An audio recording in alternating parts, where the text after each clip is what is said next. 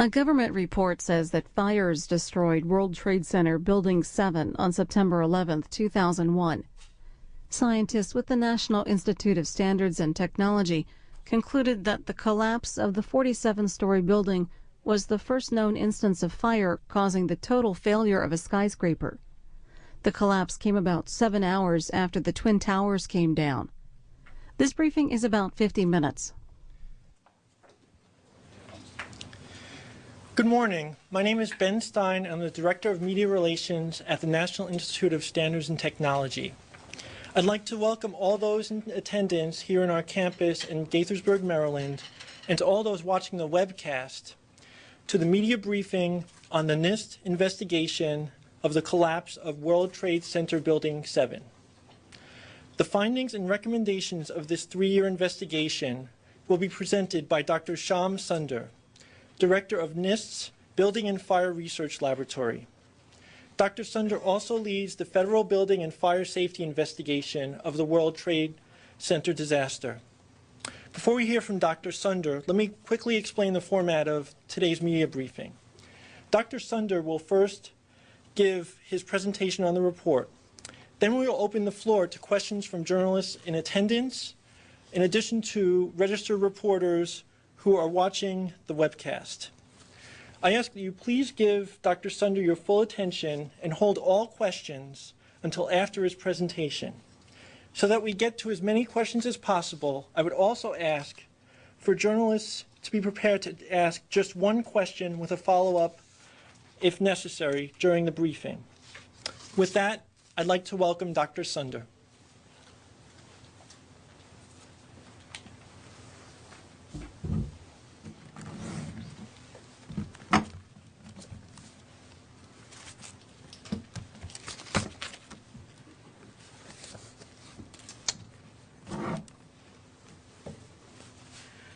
Good morning.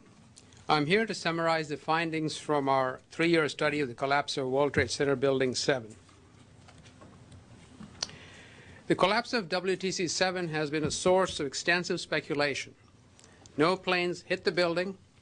There was damage to the building from the collapse of World Trade Center 1, the tower, which was about 370 feet to the south.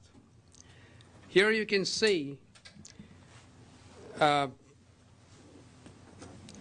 in the slide over, you can see the location of WTC 7 on a map. But despite damage that severed 7 exterior columns, Building 7 remained standing. The debris from Tower 1, however, started fires on at least 10 floors of the building. The fires burned out of control on 6 of these 10 floors for about 7 hours.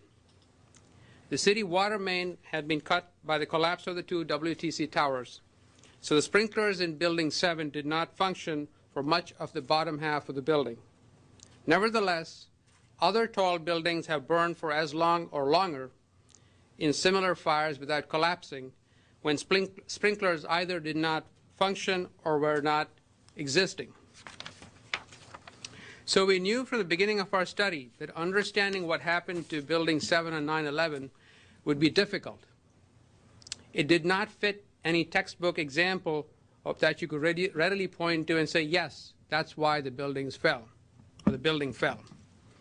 In August of 2002, exactly 6 years ago today, with authority and funding from Congress, NIST started its building and fire safety investigation of all 3 World Trade Center building collapses.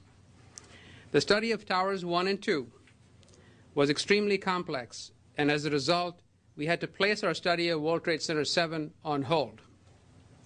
In September of 2005, with the study of the towers complete, we began the study of World Trade Center 7's collapse in earnest. We conducted our study with no preconceived notions about what happened. We gathered evidence, we analyzed that evidence, we constructed computer models grounded in physics and principles of science, and using detailed data on every aspect of the building's construction, detailed information on its contents, videos and photos of the event, and witness accounts. We drew conclusions and validated them against the video and photographic record. Our investigative team for this building consisted of about 50 experts in areas such as structures, fire science and engineering, metallurgy, explosives, blast analysis, evacuation and emergency response, and other technical fields. Our own technical staff was complemented by world-class private sector experts on contract. We conducted the study without bias, without interference from anyone, and dedicated ourselves to do the very best job we could. We have only one single-minded goal during this entire effort. We wanted to determine the probable sequence of events that led to the collapse of Building 7 on 9/11, and then to share that information with the public in order to improve building code standards and practices. Before I tell you what we found, I'd like to tell you what we did not find. We did not find any evidence that explosives were used in the collapse of Building 7. We ran down detailed computer simulations of blast scenarios. What you see in this slide are the expected air pressures from the smallest possible blast capable of crippling a critical column. This size blast would have produced an incredibly loud sound that was not recorded on videos of the collapse nor reported by witnesses.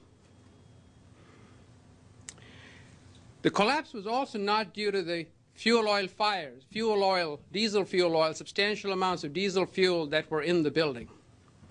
Such fires from ruptured fuel lines or from fuel stored in day tanks on the lower floors could not have been sustained long enough, would have not generated sufficient heat to weaken critical columns, and would have produced copious smoke that was not observed on 9/11.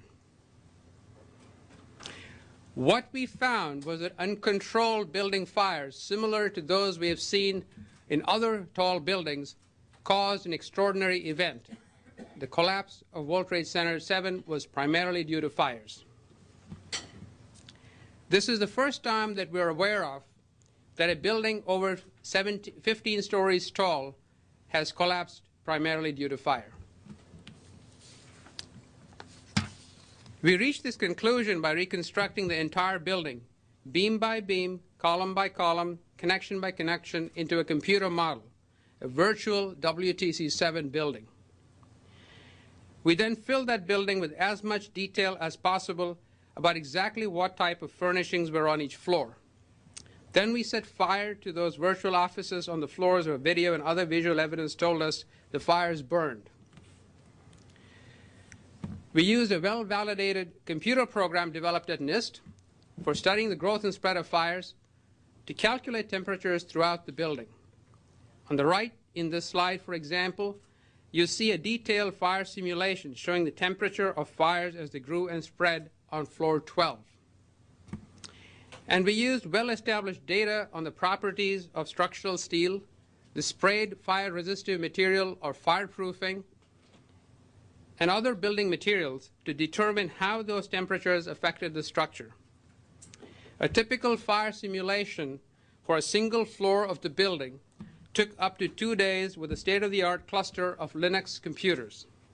The structural model of the building components used to predict the subsequent fire-induced progressive collapse included more than 3 million separate elements and took about 7 to 8 months to complete a single run on some very powerful computers.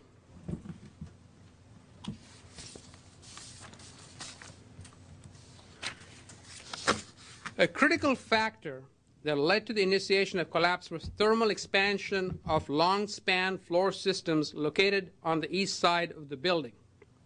Here you see a photo of these long-span beams in World Trade Center 7 near a specific column involved in the collapse, column 79. Anyone who has run a tight jar lid under hot water to help loosen it up knows that metal expands when it gets hot. Beyond expansion, heat also causes steel to lose strength and stiffness.